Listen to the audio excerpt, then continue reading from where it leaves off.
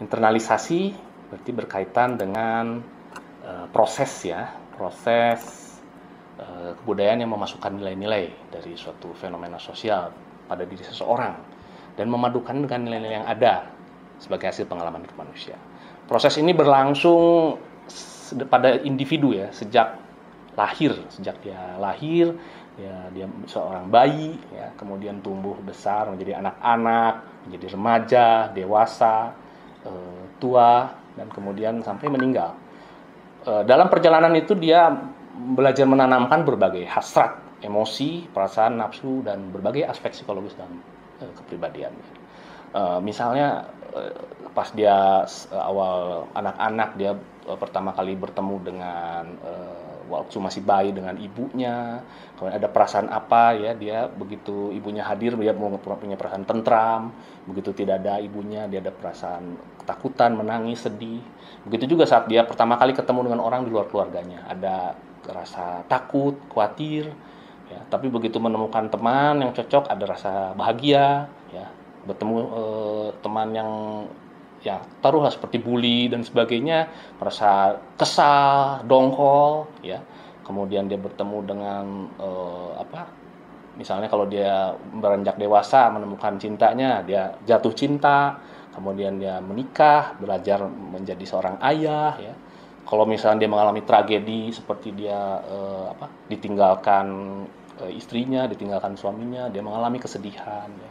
Misalkan dia bekerja dipecat, mengalami depresi, atau justru dia mendapat meraih prestasi ya, kemudian bangga ya, dan memiliki arah, dia kemudian bertemu dengan berbagai hal, masuk pengalaman-pengalaman baru, dan itu memperkaya ya pengalaman hidupnya, dan dia akan mengalami banyak perasaan itu. Mungkin seperti itu kalau kita bisa simpulkan dari internalisasi budaya.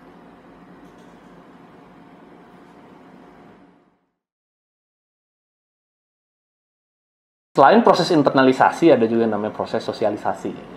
Sesuai namanya, internal ke dalam, maka sosial ini kita keluar ya. Jadi ini adalah proses juga belajar kebudayaan bagi seorang individu sebagai warga masyarakat. Individu jadi seperti internalisasi sejak semasa dia lahir, sejak bayi, kanak-kanak, remaja, dewasa, tua, dan hingga akhir hayatnya. Dia juga belajar menjadi bagian dari masyarakat. Dia belajar pola-pola tindakan atau belajar pola interaksi. Bagaimana saat kita berhadapan dengan orang lain yang beragam. Dan kemudian dari berdasarkan interaksi si individu, misalnya kita dengan orang-orang yang beragam itu, maka kita belajar memahami diri kita dan memahami peranan kita dalam masyarakat seperti itu. Ambil contoh lah, kalau kita mulai dari kanak-kanak itu kita pertama bertemu dengan lingkungan di dalam keluarga ya, ayah, ibu. Maka seperti apa sikap kita pada mereka ya? Tentunya sikap itu tidak akan sama saat kita bertemu masih dalam rumah dengan adik, dengan kakak. Atau kalau kita ada di rumah itu ada kakek dan nenek, tidak akan sama juga. Nah, lain lagi juga jika kita keluar rumah dengan tetangga.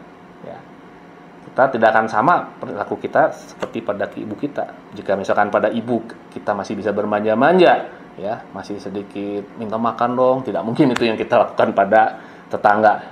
Paling nanti tetangganya memaki kita, ini anak nggak tahu adat banget gitu. Siapa orang tuanya ya, seperti itu.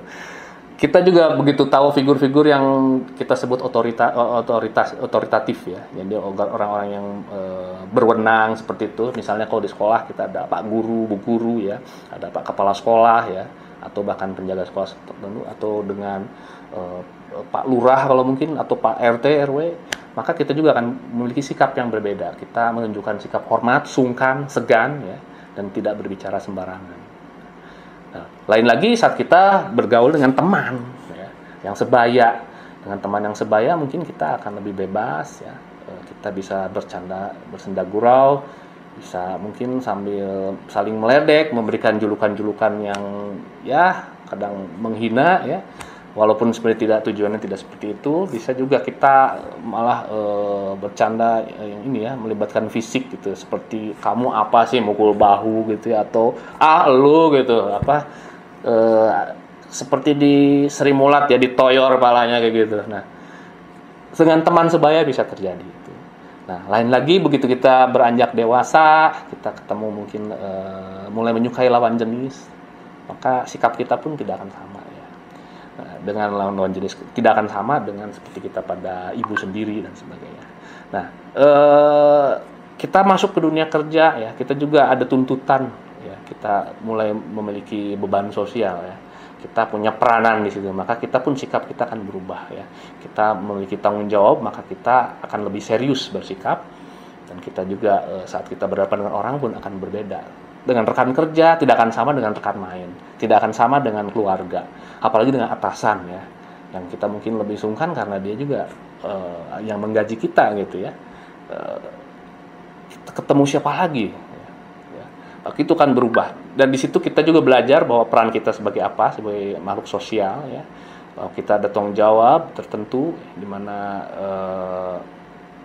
kita belajar bagaimana perbedaan pola-pola tindakan kita dengan orang-orang di sekitar kita, dengan kapasitas kita sebagai apa, sebagai teman, sebagai keluarga, sebagai rekan kerja, sebagai orang yang mungkin bukan ini tidak kenal. Misalkan kita dengan orang lain yang tidak kenal, kita tidak mungkin langsung tiba-tiba ada yang bilang tuh SKSD ya, sok kenal sok dekat itu ya. Nah, tidak mungkin seperti itu ya, pasti ada jarak. Dan pastinya juga usia ya, pada siapa kita berbicara ya. Tadi selain dengan orang yang lebih berwenang atau mungkin orang yang di bawah kita mungkin bisa menyuruh ya, meminta tolong dengan lebih tegas ya. Saat kita jadi pimpinan di kantor, kita mungkin bisa lebih tegas ya, menjaga sikap, bahkan ada yang namanya jaim ya, jaga image itu ya. Kita jaga wibawa agar kenapa? Agar mereka menurut ya, atau melakukan apa yang kita minta. Tapi itu dia ya, peranan itu berubah-ubah saat kita mungkin di luar itu kita bisa berperan sebagai teman ya.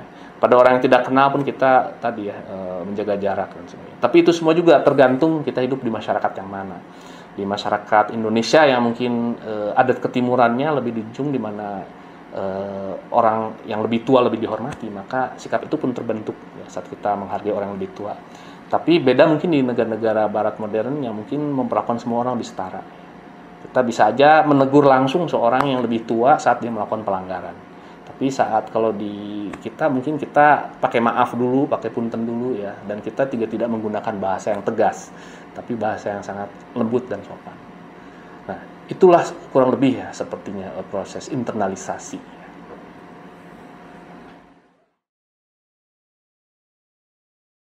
Kita lanjut dengan namanya proses enkulturasi ya.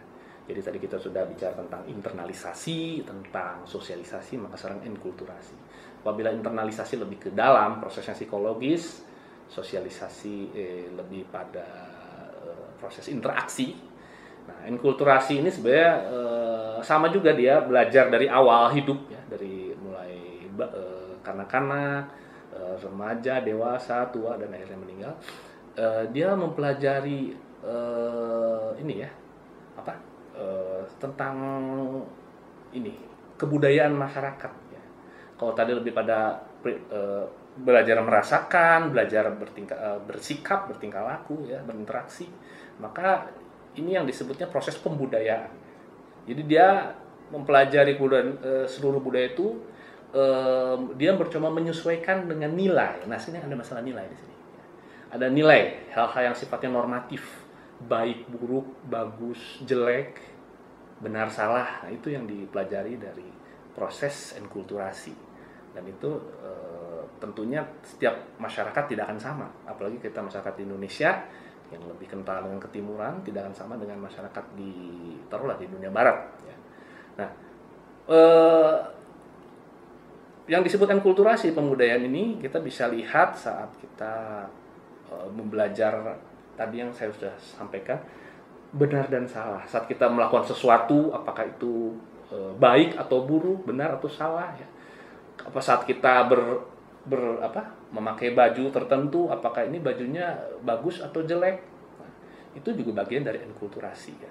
Saat kita berperilaku, ada sikap tadi ya dalam sosialisasi. Nah, bagaimana memposisikan diri. Nah, sekarang ada yang namanya adat istiadat, ada yang namanya sopan santun. Ya. penggunaan bahasa tertentu, bagaimana kita merendahkan nada bicara, bagaimana kita meninggikan nada bicara, pilihan bahasa yang kita pakai, ya, apakah dengan bahasa gaul, ya, lo gue, atau dengan bahasa formal, bahasa resmi Anda, Bapak, ya, atau mungkin lain lagi ya.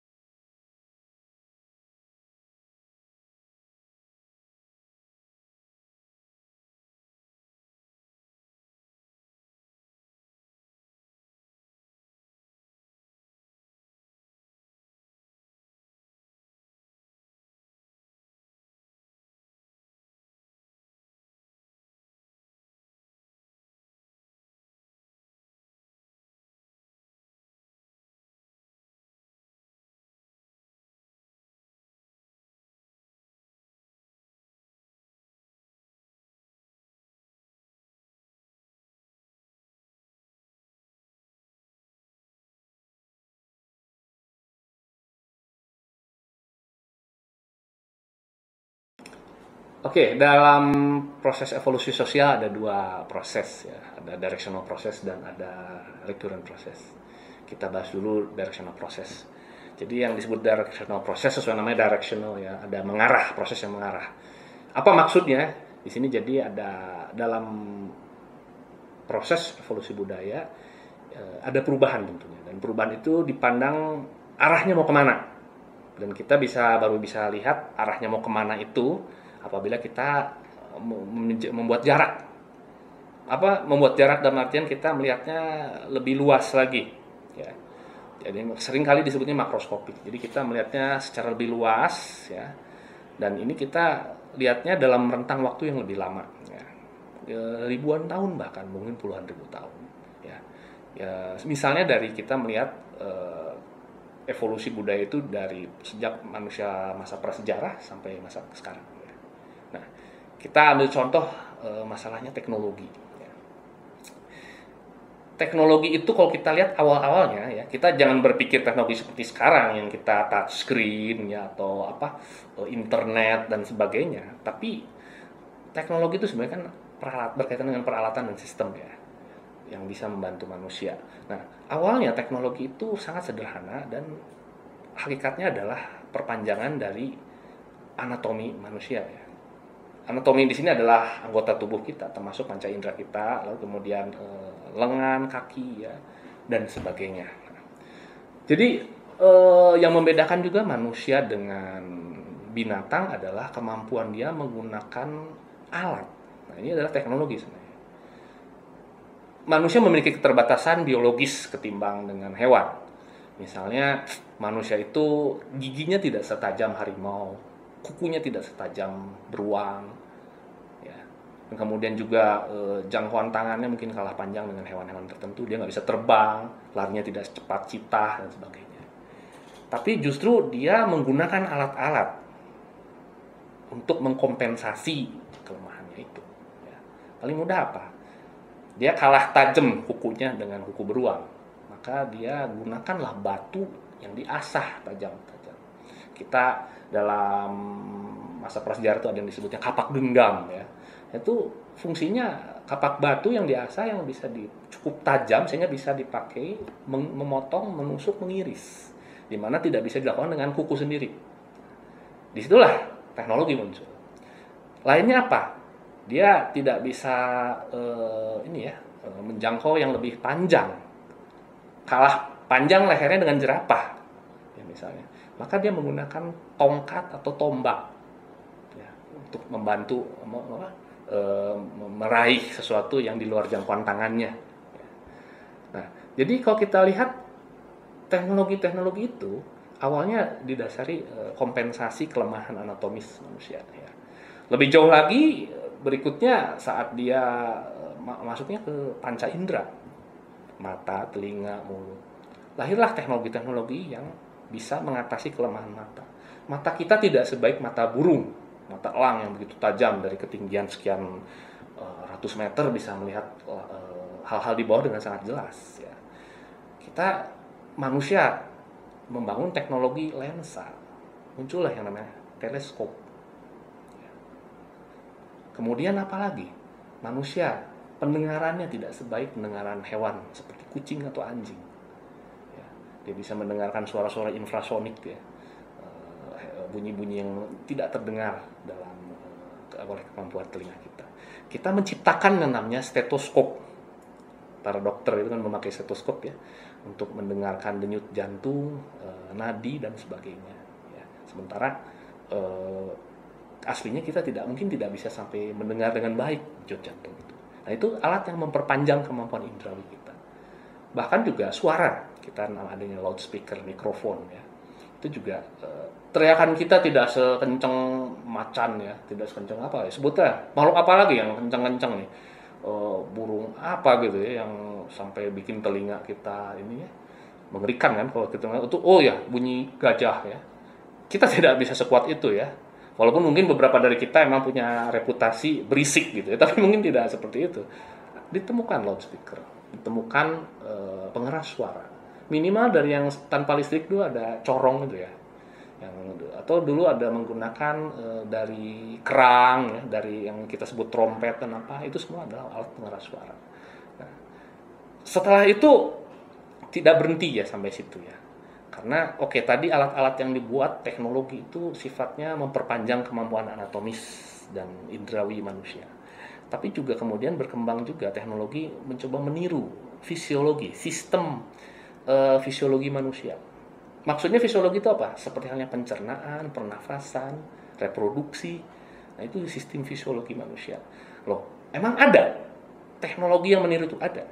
Yang kita sebut dengan mesin. Kinerja mesin itu mengikuti fisiologi manusia. Dia ada intake dan ada outtake, ada input, ada output. Ya. Contohnya apa? Paling gampang apa? Mobil, kendaraan bermotor. Seperti halnya manusia dia makan. Nah, untuk manusia dia makannya nasi ya, singkong, makan apa? Bakmi, bakwan ya. Lama-lama saya lapar ya, mungkin mendengarnya. Dan buat apa sih kita makan itu? Karena makan itu sebenarnya kita untuk bukan masalah enak tidaknya, tapi untuk membangun energi. Dan energi itu kita bisa menggerakkan tubuh untuk bekerja, berkegiatan. tapi juga ada buangan, ada yang namanya ampas, kalau kita ada yang namanya BAB gitu ya. Maka sama, mesin juga mengeluarkan emisi. Nah, mungkin ada karbon monoksida seperti itu.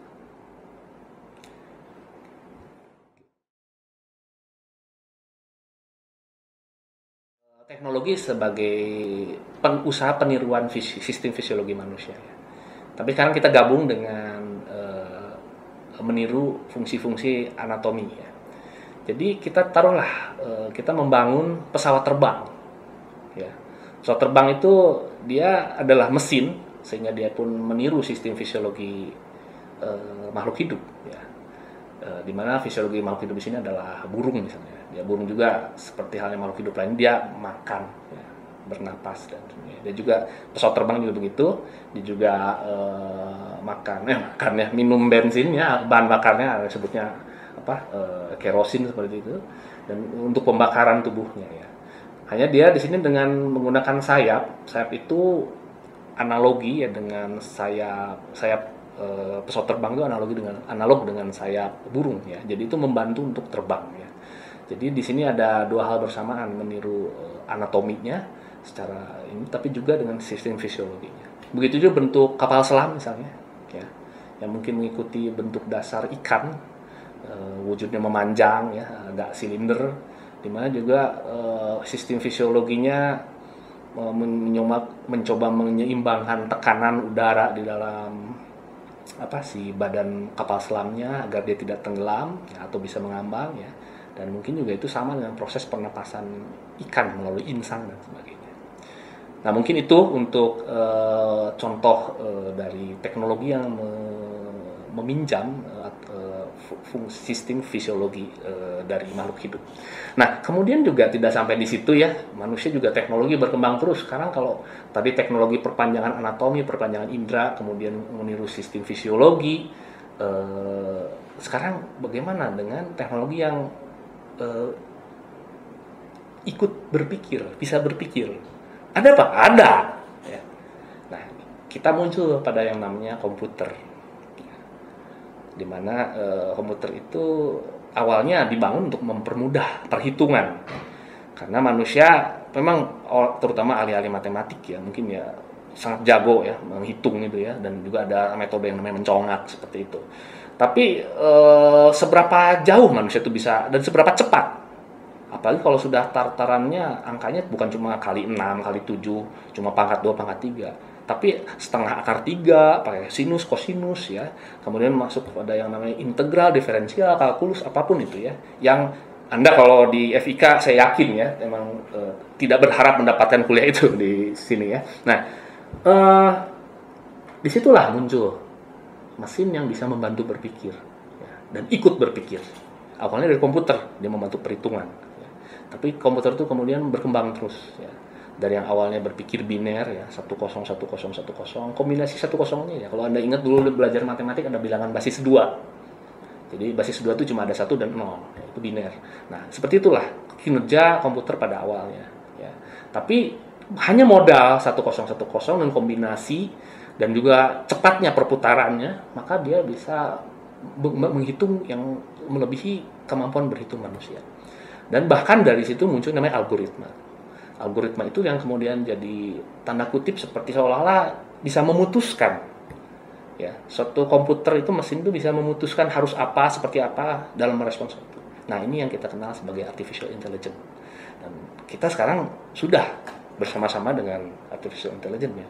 Bagaimana algoritma ya, kita misalkan media sosial, begitu dia melihat kita, pola kita mengakses, saya misalkan ke sebuah akun toko online gitu ya, saya masuk milih ini, kemudian karena sering saya mungkin ke yang dipilih, beli buku, beli apa gitu, kemudian otomatis dia melihat pola itu, maka dia akan menawarkan terus toko-toko yang menjual buku, dan itu pun sudah spesifik sukanya buku apa. Nih ternyata bukunya buku novel, buku roman, buku detektif dan sebagainya. Terus ya dia kasih gitu terus.